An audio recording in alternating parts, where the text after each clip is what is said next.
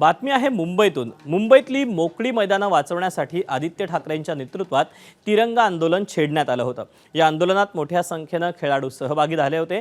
या आंदोलनात आदित्य ठाकरेंनी सरकारला इशारा दिला। सरकारने जर मार्ग काढला नाही तर पालिकेसमोर आंदोलन करण्याचा इशारा त्यांनी दिला।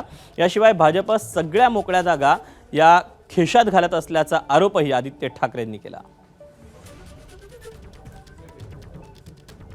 की मुख्यमंत्री महोदय, आज मी तुम्हाला थेट सवाल करते, तुम्ही आज सकाळी कुठेतरी जेनझी बरोबर बोलत होता असं मी ऐकलं आणि त्याच्यात मुख्यमंत्री बोलले की निश्चित बच्चों ने स्क्रीन से ज्यादा मैदान में होना चाहिए असं फडणवीस साहेब बोललेत। अहो मुख्यमंत्री महोदय, स्क्रीन्सवर नसायला पाहिजे आणि मैदानात असायला पाहिजे। मैदानात तुम्ही ठेवताय कुठे? ही लढाई जी आहे ती आज सुरुवात केलेली आहे। ह्याच्याहून फार मोठा मुंबईकर वर्ग हा रस्त्यावर उतरून आपल्या मोकळ्या मैदानांसाठी लढणार आहे।